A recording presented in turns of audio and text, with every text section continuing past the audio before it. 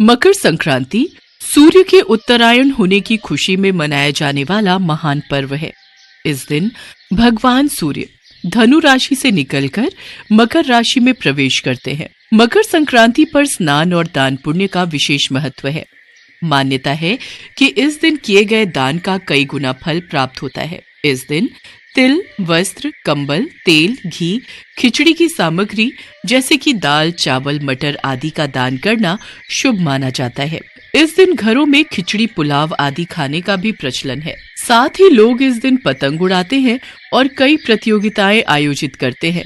सनातन मान्यताओं के मुताबिक मकर संक्रांति के दिन भगवान सूर्य अपने पुत्र शनि से मिलने स्वयं उनके घर जाते हैं। वहीं एक दूसरी मान्यता के अनुसार मकर संक्रांति के दिन ही भगवान विष्णु के अंगूठे से निकली देवी गंगा जी भागीरथ के पीछे पीछे चलकर कपिल मुनि के आश्रम से होकर सागर में जा मिली थीं और भगीरथ के पूर्वज महाराज सगर के पुत्रों को मुक्ति प्रदान हुई थी। मकर संक्रांति के दिन ही गुणवती ने यमराज जी की पूजा के साथ दान पुण्य और शुभ कर्म किए तो उसे किस प्रकार मोक्ष की प्राप्ति हुई, इस पर भी एक पौराणिक कथा प्रचलित है। एक समय की बात है, किसी नगर में हरिदास नाम का एक व्यक्ति अपनी पत्नी गुणवती और बेटे बहुओं के साथ रहता था। हरिदास और गुणवती भगवान विष्णु के परम भक्त थे। गुणवती सभी देवी देवताओं के नियम पूर्वक व्रत पूजन किया करती थी, परंतु धर्मराज जी की पूजा उसने कभी नहीं की थी।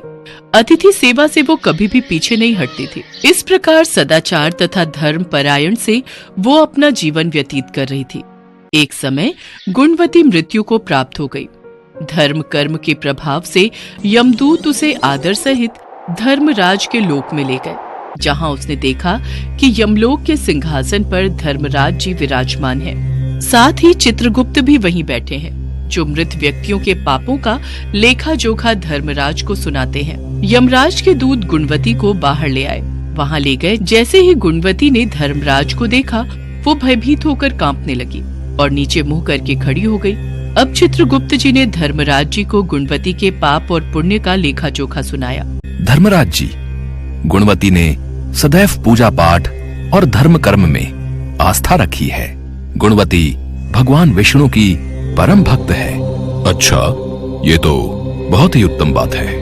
भगवान के प्रति गुणवती की भक्ति देखकर मैं अति प्रसन्न हूँ। अचानक यमराज चुप हो गए तो गुणवती बोली, प्रभु आप उदास क्यों हैं? कृपा करके मुझे इसका कारण बताएं। हे देवी, तुमने व्रत दान आदि कर सभी देवताओं को संतुष्ट किया है, परंतु मेरे नाम का तुमने कभी भी कोई भी दान पुण्य आदि नहीं किया।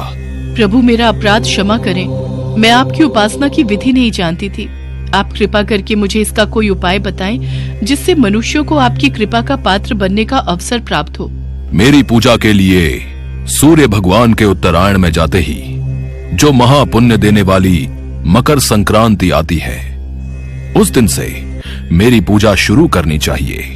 इस प्रकार साल भर मेरी कथा सुने और पूजा करें, यथाशक्ति दान और परोपकार करें। साल भर बाद जब फिर से मकर संक्रांति आए तो उद्यापन कर दें।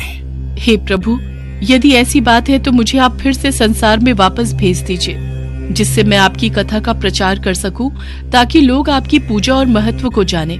गुणवती की बात सुनकर धर्मराज जी ने उसे वापस जाने की स्वीकृति दे दी। उसी समय गुणवती के शरीर में प्राण वापस आ गए। गुणवती, तुम जीवित हो गई। यह प्रभु का कैसा चमत्कार है। ये सब भगवान विष्णु और यमराज जी की कृपा से हुआ है जी। यमराज जी ने मेरे प्राण वापस लौटा दिए और मुझे धरती पर कुछ समय और सत्कर्म करने के लिए भेज दिया। अपनी माता को फिर से जीवित देखकर बहू बेटे भी बहुत खुश थे। इसके पश्चात गुणवती ने सबको धर्मराज जी की सारी बातें बता दी। मकर संक्रांति का पर्व आया तो गुणवती ने अपने पूरे परिवार के साथ मकर संक्रांति के दिन से पूरे विधि विधान से प्रतिदिन पूजा और कथा करना आरंभ कर दिया। मकर संक्रांति के दिन गुणवती और हरिदास ने गरीबों में खूब दान पुण्य किया। 1 वर्ष तक यमराज जी के नाम की कथा और पूजन करके सभी सुखों को भोगने के बाद हरिदास और गुणवती स्वर्ग को प्राप्त हुए।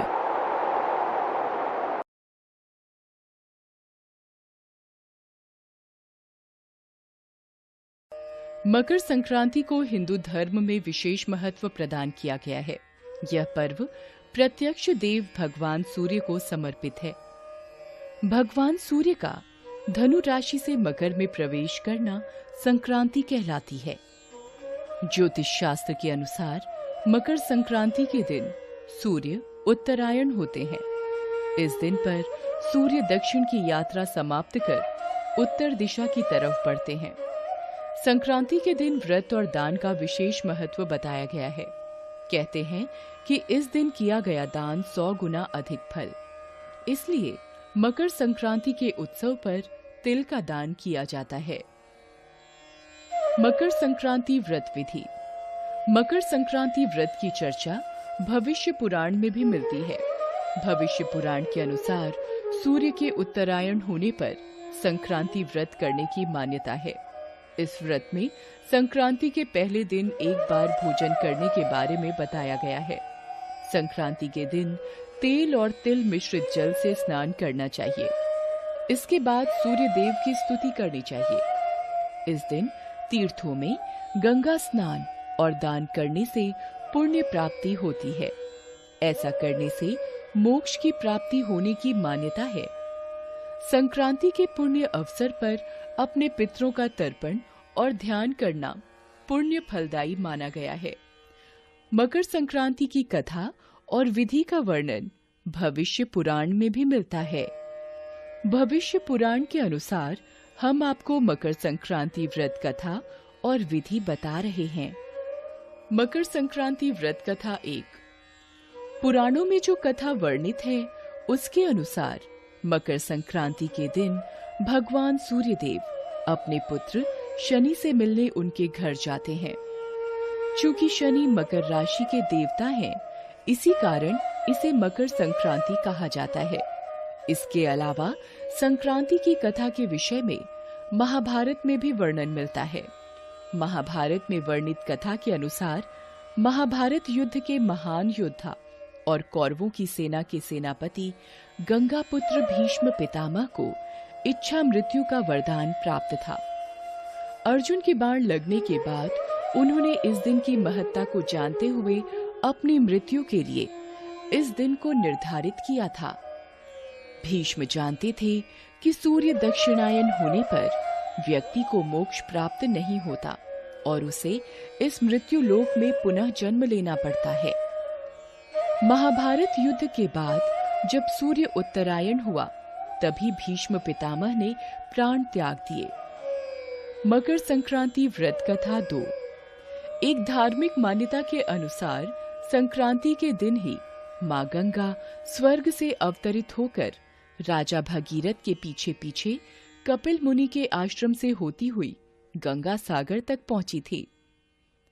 धरती पर अवतरित होने के बाद राजा भागीरथ ने गंगा के पावन जल से अपने पूर्वजों का तर्पण किया था।